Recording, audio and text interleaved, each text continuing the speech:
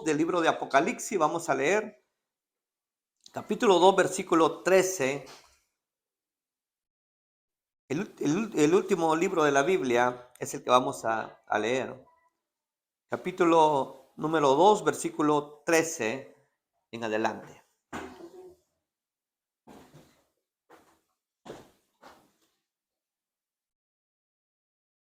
Amén.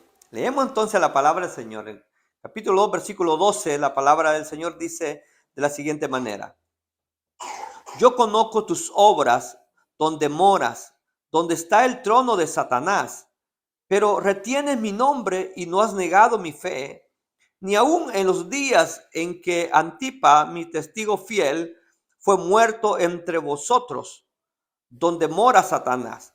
Pero tengo unas pocas cosas contra ti, que tienes ahí a los que retienen la doctrina de Balaam, que enseñan a Balac a poner tropiezo ante los hijos de Israel, a comer de cosas sacrificadas a los ídolos y a cometer fornicación.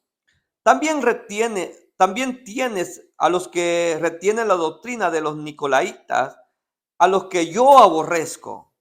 Por tanto, arrepiéntete, pues, si no, vendré a ti pronto y pelearé contra ellos con la espada de mi boca.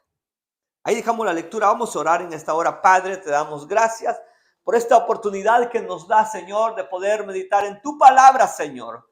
Te pedimos que bendiga grandemente este momento, Señor, que tenemos delante de ti, Señor.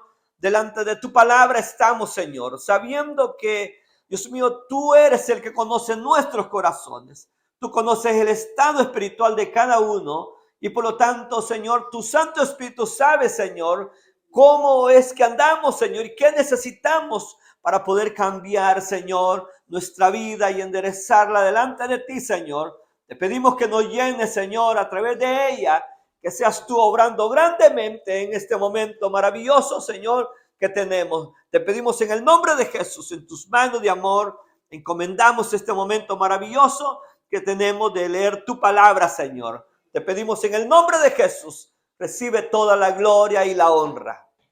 Amén. Gloria a Dios. Pueden sentarse, hermanos. Y al leer una porción como esta, es bien interesante el pasaje que hemos leído, ya que se nos narra la historia de una de las 7 iglesias del libro de Apocalipsis, que en verdad se habla de diferente manera. Cada una, no todas tienen la misma enseñanza, no todas tienen la misma exhortación de parte del Señor. A cada una el Señor les dice sus virtudes, pero también dice las cosas malas que están sucediendo en la vida, o más bien dentro de la iglesia, de cada una de estas iglesias. La iglesia de Pérgamo es una de las 7 iglesias que fueron enviadas estas cartas, y que no solamente el mensaje era para ese tiempo de ese momento, y que era el estado espiritual que ellas se encontraban. O sea, no solamente en ese momento tenían ese estado espiritual, sino a través de los tiempos han habido iglesias con esas mismas características, con esos mismos problemas espirituales, con esas mismas cosas buenas, pero también con esas mismas cosas malas que esta iglesia tenía. Esta iglesia históricamente estuvo en un lugar donde era el centro más bien de oración de muchas deidades. Pérgamo, ya esa ciudad, si usted ha escuchado hablar de pergaminos, esa ciudad tiene el nombre, bueno, los pergaminos tenían el nombre de esa ciudad porque ahí se elaboraron en muchos tiempos los pergaminos que se conocen como pergaminos. Entonces, esta ciudad era una ciudad muy importante.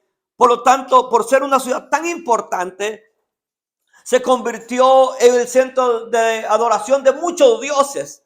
Pero ahí mismo llegó la palabra del Señor, ahí llegó el evangelio del Señor a través del apóstol Pablo, a través de el tiempo que fueron evangelizados todo lo que fue el área del Asia.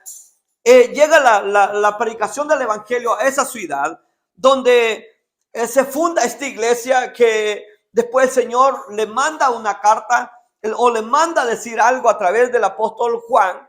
Esta iglesia había pasado por diferentes momentos, y una de las cosas que el Señor le hace ver a esta iglesia, que el Señor le reconoce que donde ellos están ubicados era un lugar donde el Señor le dice es el trono de Satanás. O sea que el Señor le reconoce el lugar donde él se encuentra. Le dice, yo sé dónde te encuentras, porque este lugar era un lugar muy pagano, porque era el centro de adoración de Zeus.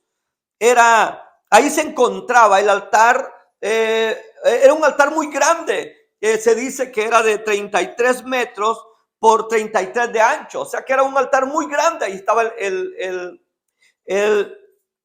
digamos, el centro de esa, de oración de Zeus. Y no solamente se encontraba ese altar ahí a Zeus, sino también se encontraban diferentes dioses que se adoraban, como Escaralapio, Demeter, Dionisio, y habían varios que se adoraban ahí. Y no solamente había adoración a esas, no era solamente adoración a esas deidades, a esos dioses, sino que ahí mismo se encontraba lo que, o más bien era la primera ciudad donde se implementó el culto al emperador vivo, el cual se le adoraba como si fuera Dios. Ese lugar era un lugar donde había de todo tipo de adoración. Ahí estaba la iglesia, y el Señor reconoce la ubicación de ellos, reconoce en qué lugar están, y le reconoce eso donde ellos están y están sobreviviendo, y le dice, yo conozco tus obras y donde moras, donde está el trono de Satanás. Pero le dice, pero retienes mi nombre. El Señor sabe, el Señor nunca se queda con nada. Él sabe reconocer nuestra situación. Él reconoce dónde estamos. Él sabe cómo nosotros vivimos. A veces nosotros pensamos que Dios no sabe cómo estamos nosotros.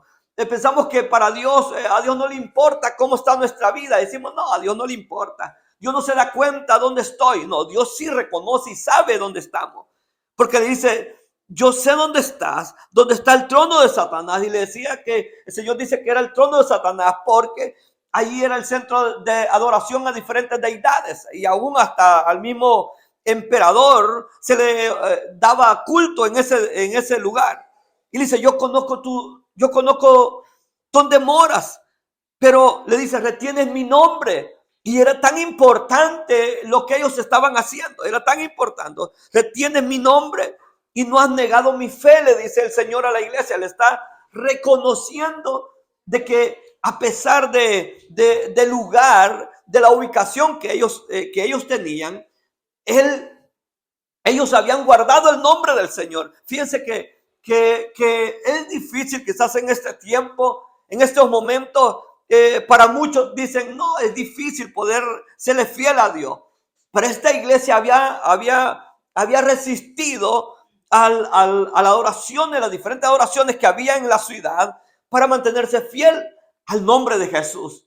Ahora en día pues no es nada difícil, ¿verdad? Porque ahora decir que eres cristiano es más fácil que en estos tiempos. Era más difícil decir que era cristiano.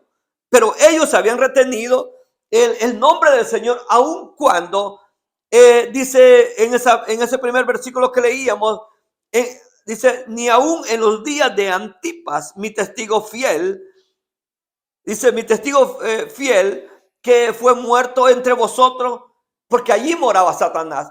Habla de este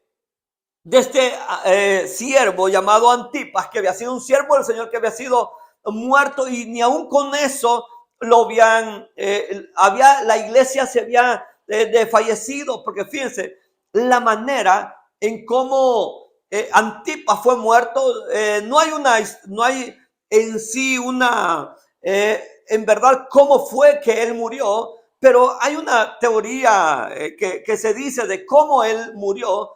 Y bueno, para comenzar, él era un obispo, o era el principal, o era el principal líder encargado de esa iglesia, el cual vivo lo hirvieron. Esa es la palabra. Unos dicen que lo hirvieron en una, lo metieron y lo hirvieron.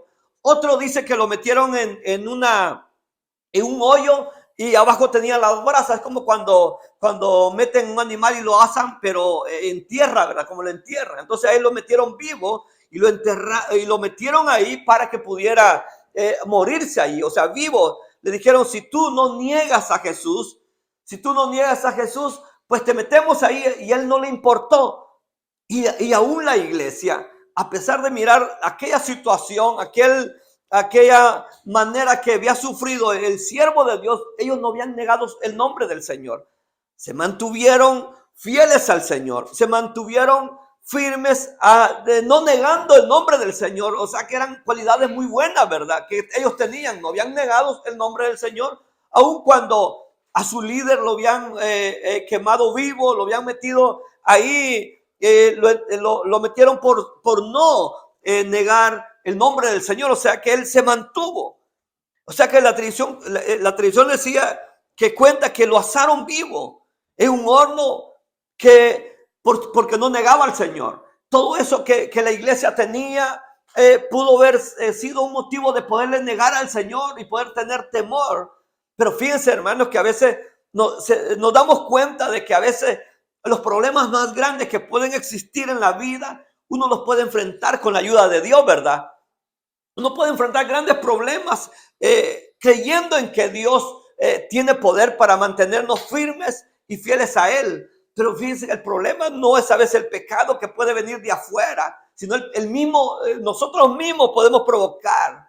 Nosotros mismos podemos provocar el pecado. Nosotros podemos provocar que el Señor mismo se vuelva contra nosotros. Pero a pesar de, fíjense, esta iglesia de Pérgamo, a pesar de estar en un lugar como este, la iglesia no había negado la fe al Señor. A pesar de todo eso, yo no sé, hermano, con esa escena, cómo no fuera nosotros, ¿verdad? Imagínense que estemos en un lugar donde la Biblia o el Señor diga que es el trono de Satanás. No sé cómo no fuera nosotros si supiera que el líder que el Señor nos ha puesto, lo metieran y lo quemaran vivos. No sé cómo usted se mantuviera firme en el Señor o dijera, yo hasta aquí llego, hasta aquí renuncio al evangelio, me alejo, niego al Señor y como si nada ha sucedido. Pero ellos no negaron su nombre, más bien ellos no negaron su fe, no negaron el nombre del Señor, ni tampoco habían cedido a la presión que había en la ciudad de quemar incienso al emperador. Fíjense que ahí era obligación que los habitantes de esa ciudad quemaran incienso al emperador declarado Señor. Pero la iglesia no había cedido, no había sucumbido ante esa presión que la iglesia tenía. Se mantuvo firme. Esta iglesia había sufrido una gran presión, persecución, de abandonar su fe por completo, pero ellos se mantuvieron. El Señor les reconoce esa actitud, les reconoce esa cualidad que ellos habían tenido de mantenerse fieles a Dios. Se mantuvieron fieles aun cuando había una presión. Imagínense ahora mismo, hay una presión para que uno haga las cosas del mundo, ¿verdad? Los niños en la escuela tienen presión para celebrar las diferentes fiestas, Halloween, hacer tantas fiestas que celebran y ellos dicen, no, es que el mundo sabe que es la única manera que nos puede arrastrar a que hagamos su voluntad. Esta iglesia estuvo ahí, hermano, en la presión que había, ellos se mantuvieron firmes, firmes en su fe. Y aun cuando en cualquier esquina había un Dios, cuando había una adoración, ellos se mantuvieron fieles al Señor. Pero fíjense que después de esto, que ellos se habían mantenido firmes, su fe no se había rendido, ellos descuidaron otros elementos tan importantes, que es importante en la iglesia mantenerse. Uno puede estar viendo lo que sucede afuera, pero se puede olvidar de lo que puede suceder dentro de uno, ¿verdad? Pero esta iglesia que no se había intimidado ante la presión ni ante el martirio de su líder, ellos pudieron y permitieron, como dice el versículo 14, pero tengo unas pocas cosas. Le dice el Señor, tengo unas cosas contra ti, que tienes ahí a los que retienen la doctrina de Balaam.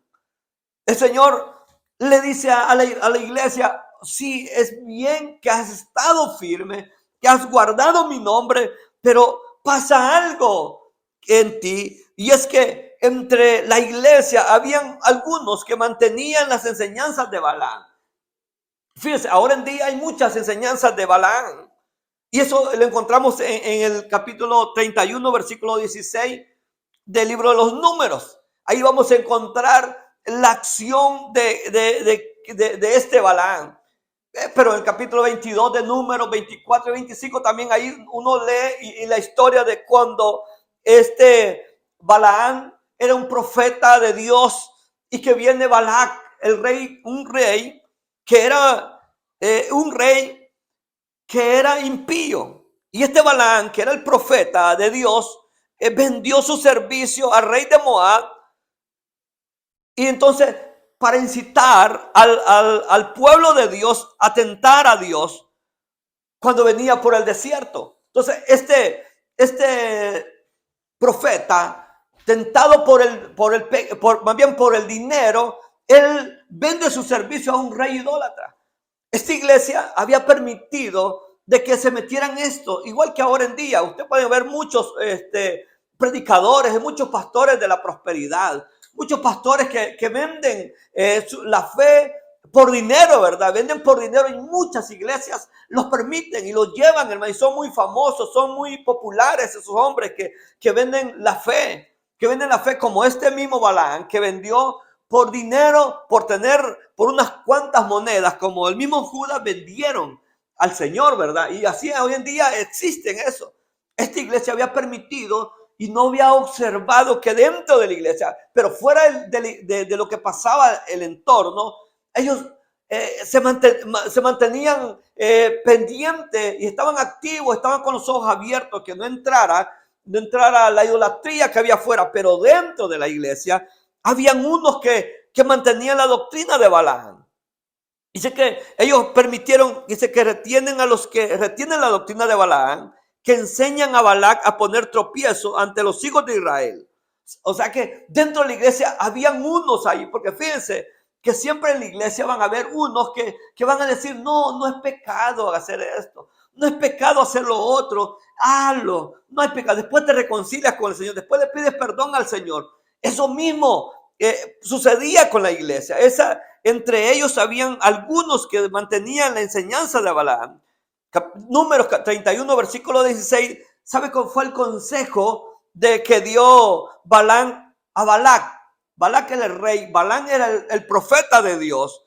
Le dijo, he aquí, por consejo de Balaam, ellas fueron a causa de los hijos de Israel y prevaricaron contra Jehová en lo tocante a Baal peor, por lo cual hubo mortandad en la congregación de Jehová.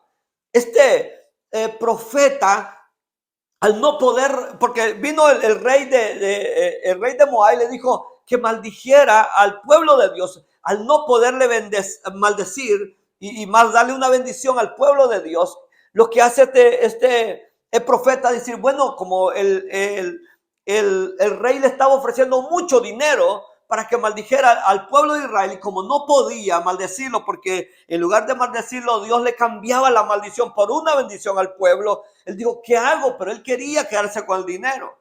Él quería el dinero que el rey estaba ofreciendo. Entonces, ¿qué hace este hombre? Le aconseja al rey de Moab que envíe las mejores mujeres, las mujeres más bonitas que habían en Moab, que las enviara al campamento de Israel y que ahí fornicaran, que ahí adulteraran, que ahí les hicieran caer y que el mismo Dios se iba a encargar de castigarlo. Y así sucedió. Ese consejo de que dio Balaam a Balac, él lo tomó en cuenta. Lo tomó en cuenta y fue y citó a las mujeres más bonitas, las enviaron al campamento de Israel. Y estas mujeres fueron y se metieron al campamento y convencieron a los hombres. Y como saben que uno el problema de los hombres a veces son las mujeres, ¿verdad? Cuando miran las mujeres, hermanos, es fácil fallarle a Dios. Y como a Dios no le agrada el pecado, ¿y qué pasó ahí? Dios mismo se encargó de matar a todos aquellos. Hubo mortandad en el campamento. Pero fue incitado por entre comillas, un profeta de Dios que le dijo a un hombre que enviara a mujeres para que el pueblo cayera. Pues dentro de la iglesia había ese tipo de hermanos, vamos a decir, esos tipos de hermanos que miran la fornicación, que miran el adulterio como algo permitido, como algo que se puede hacer, como algo que a Dios le agrada, o como que Dios lo va a pasar por alto. Pero no, la Biblia dice que no. Esta iglesia había mantenido todo aquello, se había mantenido bien firme en todo, pero en este momento ellos estaban permitiendo, porque es más difícil descubrir el pecado dentro de los hermanos, ¿verdad? Es más difícil decirle la verdad a un hermano, como decirle, eso no se hace, esto no se diga. Entonces, pero estos habían permitido, habían estado alerta y habían estado pendientes, vigilando que no entrara nada de fuera, pero dentro de la iglesia estaban habiendo esos hermanos, y no hay nada más peligroso que dentro se levante el pecado, porque ahí Dios mismo se encarga de sacar, hermano, lo que tiene que sacar. Eso es lo que pasó con Israel. ¿Sabe cómo ganó la batalla Moab, el rey de Moab, contra los israelitas? No tuvo que hacer casi nada, ¿verdad? No, ninguna espada, ninguna lanza, no tuvo que lanzar nada, porque enviando estas mujeres que invitaban a los hombres a fornicar, a adulterar y a comer con ella de lo sacrificado a Baal, desactivaron las promesas de Dios para con Israel. En el momento que el hombre judío, israelita, se metía con la mujer, desactivaban las promesas de Dios. Ahí mismo se rompía. Entonces, ahí ellos mismos estaban provocando a Dios a ira. O sea, no tenía que hacer nada. No tenía que hacer nada el rey de Moab para vencer a Israel. El mismo Dios los iba a castigar. Entonces, así mismo estaba sucediendo en esta iglesia. Así que enseñaban a Balac a poner tropiezo ante los hijos de Israel, a comer cosas sacrificadas a los ídolos y a cometer fornicación. A eso enseñó Balac y Balán. Entonces eso hicieron ellos, y eso mismo acontecía con la iglesia de Pérgamo. Y no solamente eso, sino que más abajo dice también que ahí no solamente estaban los que tenían la doctrina de Balaam, sino que también a los nicolaitas, aunque los nicolaitas, buscando información, no se encuentra quiénes eran, si eran seguidores de un tal Nicolás, o si solamente son dos palabras, pero buscando que en los pasajes que se habla de los nicolaitas, solamente le dice a la iglesia de Pérgamo y a la iglesia de Éfeso que le habla de los nicolaitas, pero deduciendo más o menos lo que la enseñanza de ellos era que ellos decían que para qué poder ser tan radicales. ¿Para qué vamos a ser tan radicales si se podía participar de todas las cosas? Si se puede hacer de todo, porque a veces, bienvenidos, pasen adelante. A veces la gente piensa así, de esa manera, ¿verdad? Piensa y dice, ¿por qué podemos hacer tan radicales? ¿Por qué hay que ser, dice la gente, ¿verdad? ¿Por qué hay que ser tan radical? ¿Por qué hay que hacer las cosas como los demás lo quieren que se haga? ¿Por qué no se puede ser más libre? Dicen, Benji. ¿Por qué no se puede por qué no se puede tener libertad? Dice mucho, ¿verdad? Es la misma enseñanza de los nicolaitas, que decían, no, ¿para qué hay que ser tan radicales? Hay que llevársela tranquila, porque de todas maneras Dios es amor. Y así enseñan mucho, ¿verdad? Dicen, no, es como Dios es amor, hay que llevarla la vida tranquila, no hay que ser tan exigente, no hay que cuidar tanto. Porque fíjense, a Dios le gusta la pureza. Y estos enseñaban que no había problema de vivir impuramente, que aunque ellos hubieran podido estar en una mejor condición, ya que ellos habían rechazado todo lo que venía de afuera, toda aquella idolatría que había afuera, toda aquella adoración que había en el mundo de alrededor de ellos pudieron poder vencerlo, ¿verdad? Pudieron vencer fácilmente, pero lo que había dentro, hermano, no podían vencerlo. Es difícil poder vencer lo que cuando algo se forma adentro, ¿verdad? Cuando dentro de nosotros tenemos al enemigo, es difícil vencerlo. Porque vencer al enemigo de afuera que quiere hacernos daño es fácil, ¿verdad? Pero vencer al enemigo que está dentro es más difícil. Estos hermanos o esta iglesia de Pérgamo tenían esa situación, esa condición estaba sucediendo. O sea que ellos aceptaban que la vida inmoral que hubiera en medio de ellos. O sea que ellos estaban tolerando, eran cristianos tolerantes al pecado en medio de ellos. Pero a Dios no le agrada eso, a Dios no le agradaba eso. Por eso le dice en el versículo 16, dice, por tanto, le dice, arrepiéntete pues, si no vendré pronto y pelearé contra ellos con la espada de mi boca. ¿Y sabe por qué habla de la espada? Porque aparte que dice que la palabra de Dios es como una espada de doble filo, una de las maneras, o más bien el soldado romano traía una espada que era para, cuando habla en Romanos capítulo 13, que dice que para poner autoridad era a través de la espada. Ahora tienen una pistola, ¿verdad? Nomás miramos al policía y vienen con las luces puestas, nosotros nos hacemos a un lado porque le tenemos miedo, ¿verdad? Él no necesita sacar un arma, con solo la luz que nos ponga, ya nosotros sabemos que está poniendo autoridad sobre nosotros. Entonces, en ese tiempo, el soldado romano traía una espada. Entonces el Señor le dice a la iglesia, arrepiéntete pues, si no vendré a ti pronto y pelearé contra ti, contra ellos, con la espada de mi boca, le dice. O sea, le pone la espada como un ejemplo de que él peleará contra ellos. Era una señal de autoridad la espada. Entonces el Señor le dice, así voy a llegar. Quizás para nosotros la espada ya no es tanto que nos provoca temor, ¿verdad? De que se nos aparezca el Señor con una espada. Pero en ese momento sí, porque era el método que tenían ellos para infundir temor ante las personas, la espada. Entonces, pero este mundo, igual que el mundo de ese entonces, está de la misma manera. Estamos nosotros, la iglesia del Señor está en un mundo como estaba en este momento. En medio de tanto que había, pero el Señor reconocía el lugar de ubicación donde Él se encontraba. Por eso yo conozco tus obras donde moras, le dice a la iglesia. Yo sé dónde estás. El Señor sabe dónde estamos.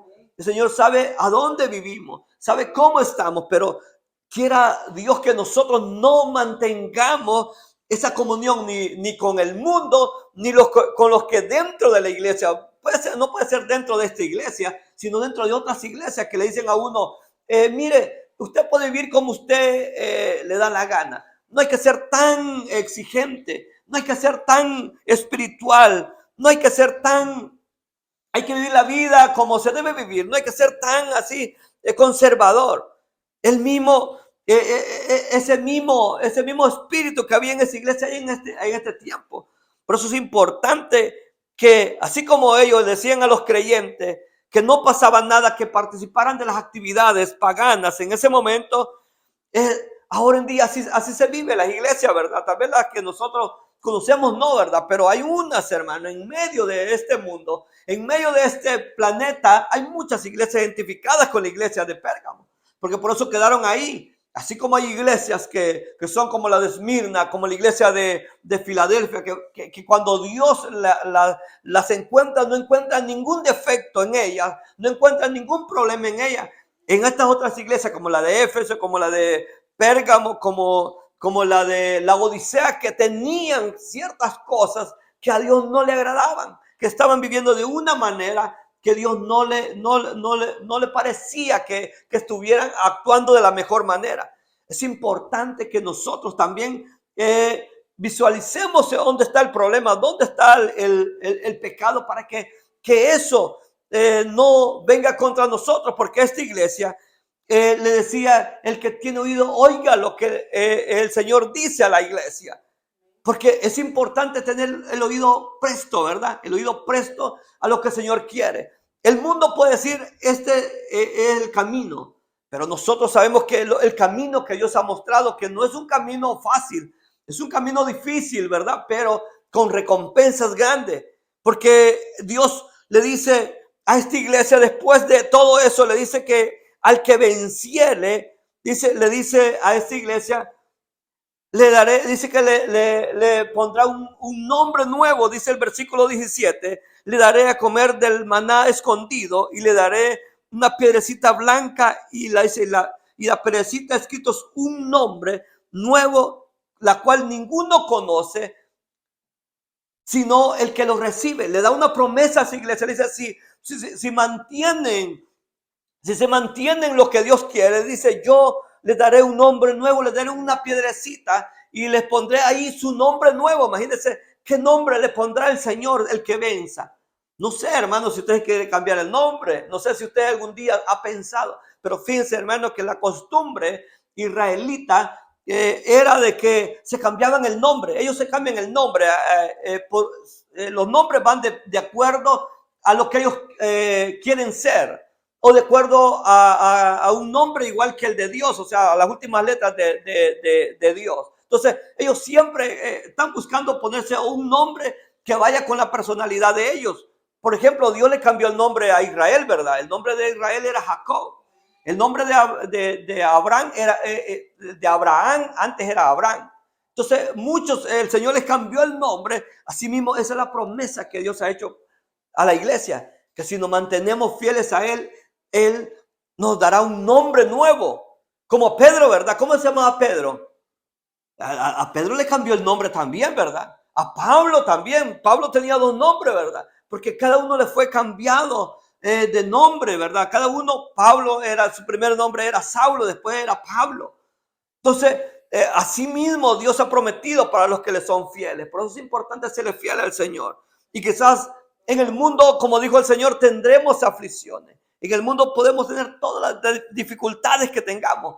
Pero si somos fieles a Él, Dios tiene algo para nosotros. Dios tiene algo para cada uno de nosotros. Esta iglesia le reconoció al Señor, aunque ellos quizás tenían cosas ahí, ¿verdad? Tenían cosas ahí que estaban permitiendo. Pero el Señor no solamente les dice el pecado que están cometiendo, pero sino que también les dice a ellos que si ellos se mantienen fieles a Él, Él les da una promesa. Así Dios nos ha dado una promesa a nosotros, ¿verdad? Si usted, hermano, le es fiel al Señor, si yo no soy fiel al Señor en todo, pues Dios tiene algo grande para conmigo y para con usted. No solamente para mí es la promesa del Señor, sino para cada uno de nosotros. ¿Cuántos quieren esa promesa del Señor? Todos, ¿verdad? Todos queremos la promesa de Dios, pero hay un sacrificio, ¿verdad? Que hacer. Hay algo que debemos nosotros dejar. Por eso es importante que nosotros tengamos en cuenta que cuál importante es tomar la mejor decisión. Y la mejor decisión que podemos tomar es estar con el Señor siempre y que Dios esté agradado con nosotros, porque de eso dependen las promesas de Dios. O sea, hay que dejarlo todo por servir a Él. Por eso es importante que hoy es el día. Quizás usted dice, no, es que es bien difícil servirle a Dios, es que es difícil. Esta iglesia tuvo esa misma situación que usted está viviendo, ellos la vivieron.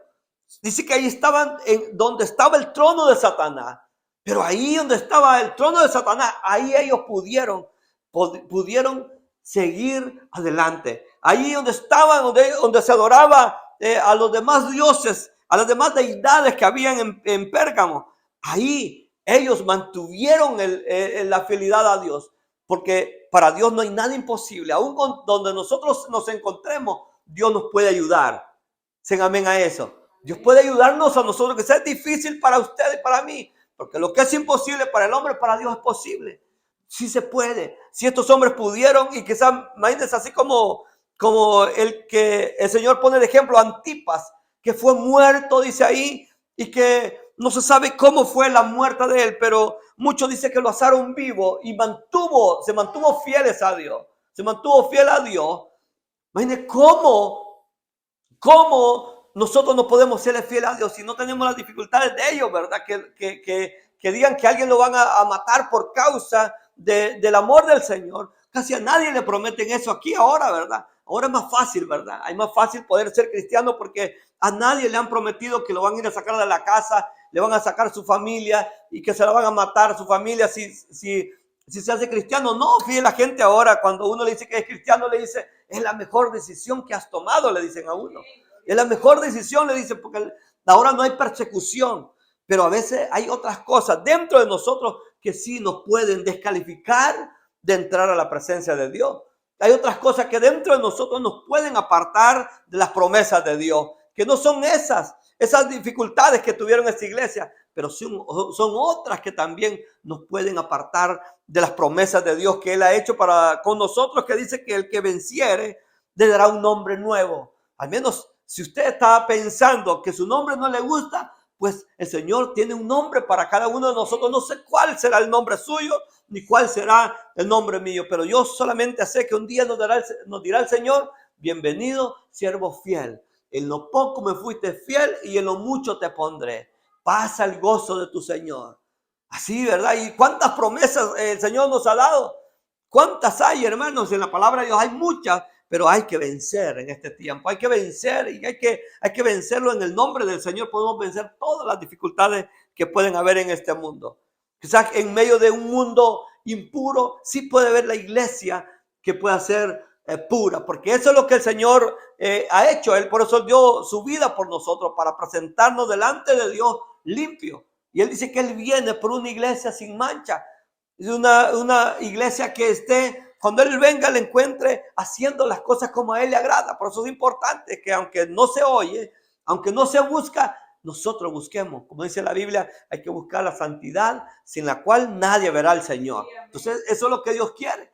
Dios quiere que nosotros le busquemos a Él, porque Él tiene promesas grandes para con nosotros. Amén. Vamos a orar en esta hora. Vamos a cerrar nuestros ojos. Y si quizás usted dice, quizás yo